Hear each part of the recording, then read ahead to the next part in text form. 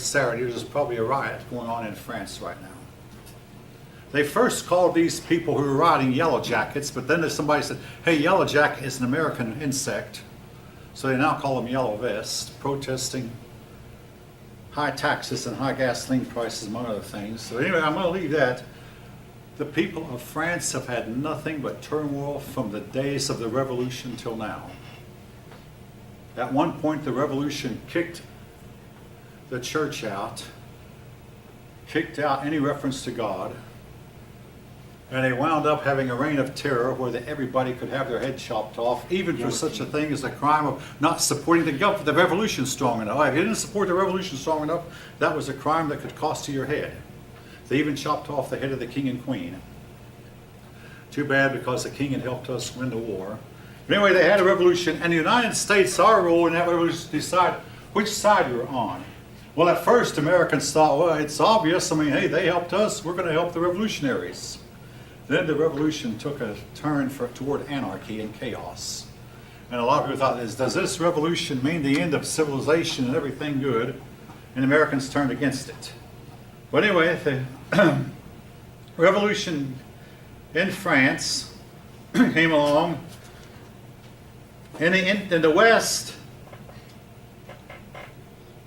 again, folks, this is what we faced. Governor St. Clair was defeated. Now, I'm being an Ohioan myself. I've studied St. Clair. St. Clair was the most unpopular governor Ohio has ever had. I believe that's right. Listen. But St. Clair was defeated by the Indians badly, in the worst defeat the whites ever took. So they sent Mad Anthony Wayne. General Wayne, all right.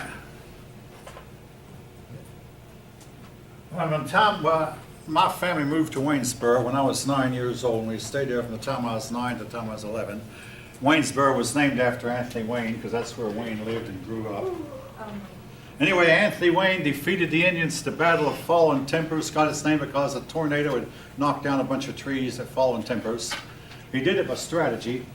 The Indians knew they should not eat before a battle.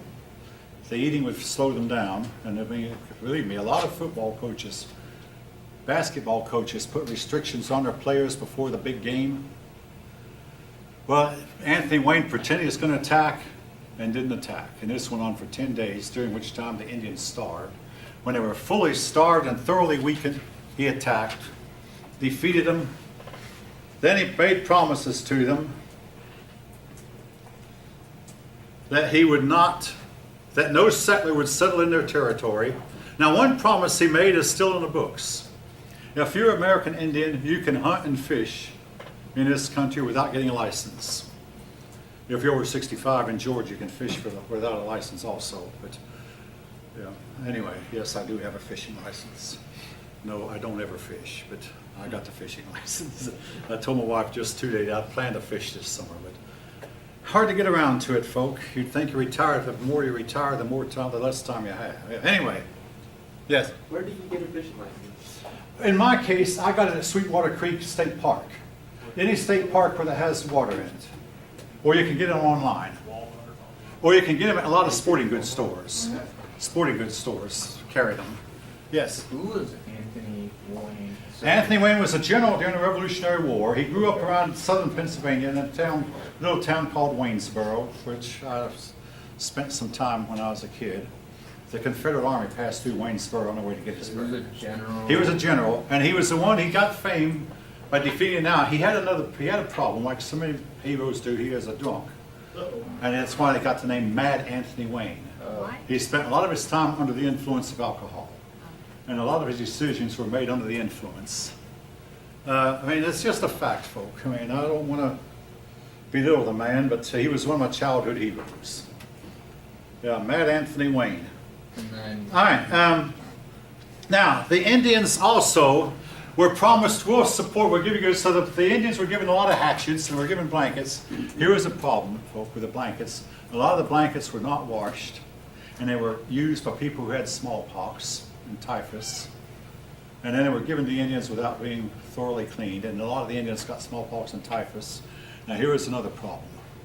The Indians were given alcohol. Now, if you're of Asian descent, don't drink. I was in the army with some Asian men, and the results of their drinking are better off left undescribed, folk. I mean, it dulls the minds of Africans and Europeans who take it. But if you're American Indian, or if you're Far Eastern, its effect is just simply, it would be funny if it weren't so tragic. All right, I'll leave that. Anyway, if I'm sounding racist, the alcohol itself is racist. Yes. Tell us what happens when Asian descent. This poor man, he couldn't even get his locker open, so the rest of the crew had to put his uniform, because if the sergeant found his uniform on the floor, so they put his uniform in their lockers. He couldn't remember the combination. He couldn't even undress himself. He had to be undressed by his buddies. I mean, this actually happened. And then he went around shaking his fist at everybody, concussing everybody. The next day he said, "Ooh, I'm sorry, I made a donkey out of myself last night." He really felt remorse. He never ever got the way it acted, but he couldn't help himself. I mean, he was completely out of control. I mean, that's all the description I want to give, folk. There's a lot more I could say. I mean, that would be not befitting of saying in mixed company. All right, I'll leave it. But basically, it's just, I mean, hopefully. All You right. think it was just him, or is it? What's that? You think it was just him? It was him bugging, or it was just everybody? He was out of control, and no, this is the way that Indian people and Asian people act under the influence. Some, not all Asians, all right, not all. Some of them can handle it, most of them can't. And the Indians became completely worthless, stupefied, and they got under the influence. All right. The most famous picture in World War II is a picture of raising the flag on Iwo Jima. One of the men who raised the flag was Ira Hayes. He was an American Indian who died in a drunken stupor. And there's a famous song, some of you probably know, so call him Drunken Ira Hayes. He won't answer anymore. Anyway, because of his drunkenness, he could not get a job. But he was an American hero until the war was over. And then his own people wouldn't have anything to do with him. All right. Now, while this was going on with fighting with the Indians to the south, there wasn't just the Spanish. A very, very unsettling event occurred in the south. I'm talking about in Haiti. In Haiti, the slaves rose up. They killed most of the whites. Now, Haiti at this time was controlled by the French. The French were too busy fighting, or the Haitians took advantage of the French Revolution. The Haitian blacks took advantage of the French Revolution to rebel against the masters. They killed almost every white, and they took over. And this spread terror because a lot of persons believed that the rebellion would spread to the United States. Thomas Jefferson urged Southern slave owners, do not buy slaves from the West Indies. Up until that time, we were getting a lot of slaves from the West Indies because the slaves from Africa was a long, long journey. A lot of slaves died. The slaves from the West Indies was not such a long journey, and most of the slaves who were sold from the West Indies survived. But Jefferson urged his Southern fellow slave owners, do not buy any slaves from the West Indies. The slave rebellion did not spread, but this was the one slave rebellion that was successful. And the slave trade greatly diminished at this point. Also, the Constitution says that until the year 1808, that is 1808, no slave could be imported after that time. What this meant was that after the year 1808, slave owners encouraged their slave women to bear babies, owing to the fact that they could not buy slaves from abroad anymore. The slave trade from abroad, the slave trade within the country was still legal, but the slave trade from abroad was outlawed. Is that because of the uprising in Haiti? No, it was in the Constitution. All right, here's why. Here's the story of the Constitution. it was obvious to most people that slavery was inconsistent with the Bill of Rights and with the principles that we were fighting for, and there was a move on to curb it already. So it was one of the compromises. Okay, so what they did was compromise. Said, we'll allow the slave trade for 20 years, and after 20 years it must stop.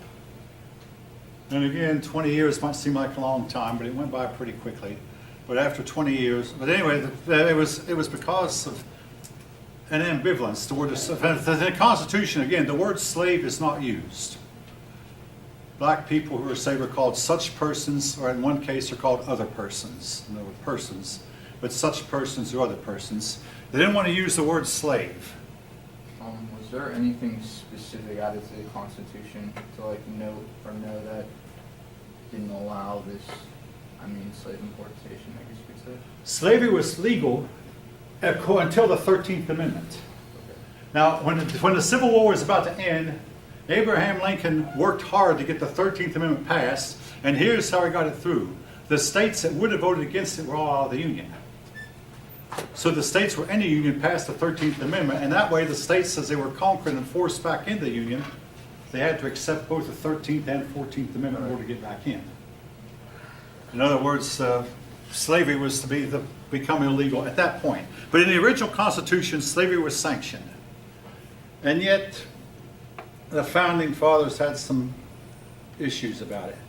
Now, in 1796, George Washington chose not to run. He had already been elected twice, but he issued his famous farewell address. And here's what it says in one word. Farewell. Well, in one sentence, stay out of alliances. Now, I've got to say this, folks. In the world that George Washington lived in, there were no jet aircraft. There was no internet. There were no telephones. There were no telegraphs. There were no trains. There were no automobiles. Not printing press. Really, You just like it. yeah. So he said, we need to be isolated. And our presidents followed his advice for the next 100 years. In 1896, we elected President William McKinley. And President McKinley began to get us involved in the rest of the world. He's been called the first modern president. But until then, our presidents pursued an isolationist policy based on what George Washington told them. Stay away from entangling alliances. He also told us, do not form political parties. Political parties are evil. Every president from George Washington to this day, and there are no exceptions, every president has been elected by a political party. Whether his name be Barack Obama or John Kennedy, they've all been elected by a party. And again, George Washington did not want this. Make a long story short, the Federalists chose their one and only president and got him elected, John Adams. John Adams was elected president.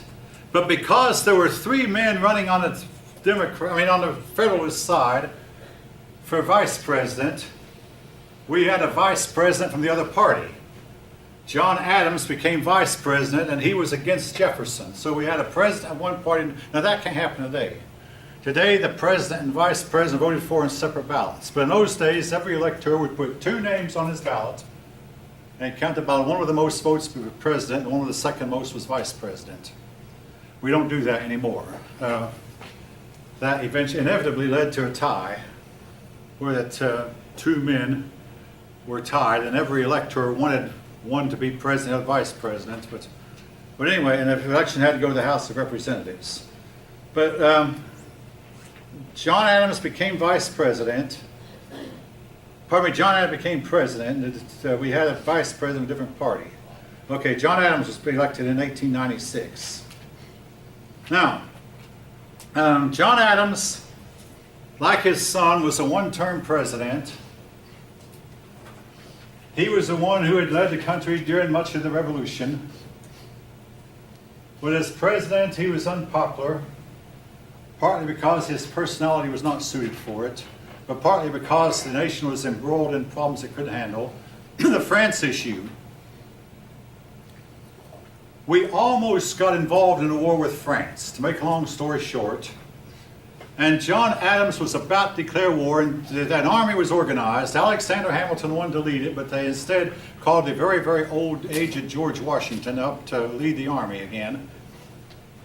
We seized a bunch of French merchant ships, but France was too busy embroiled in its own war. John Adams got a hint that France was willing to settle for peace. So John Adams then sent a delegation to France to talk peace. And 5 days after they set sail, a man in France named Napoleon overthrew that corrupt government. And Napoleon was anxious for peace, so we negotiated peace. Historians oftentimes will praise John Adams for deciding to negotiate one more time, but in his day it was an unpopular move. It cost him another term as president. People who were eager for war, wanting war, were upset that our president had kept us out of war. Today, the war against France was a war that we might not could have won. Another thing that really hurt John Adams was his infamous Alien and Sedition Acts.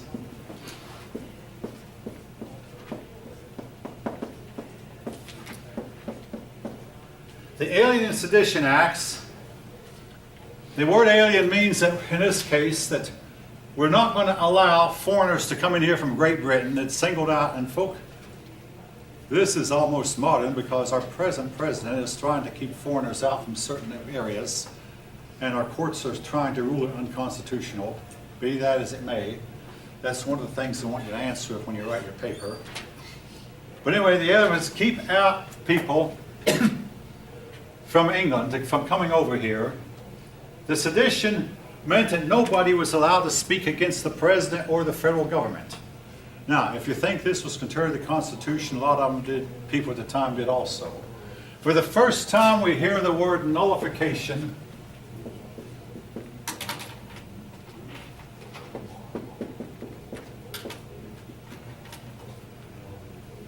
That means that the states would have the right to nullify laws that they deem to be unfair.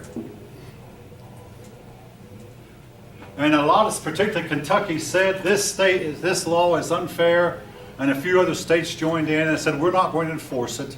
The law was not very well enforced, but it did a lot to hurt Adams, and it's hurt him to this day. He gets condemned because he signed it. Alien and Sedition Acts. You can't speak against your government.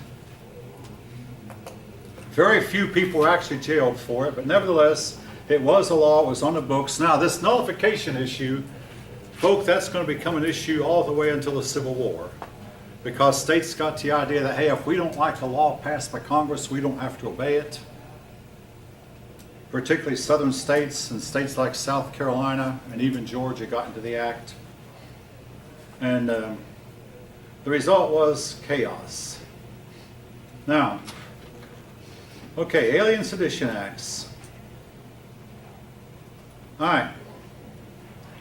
Takes us up to the election of 1800. In the election of 1800, it was won by Thomas Jefferson, but that is primarily a subject for the next chapter.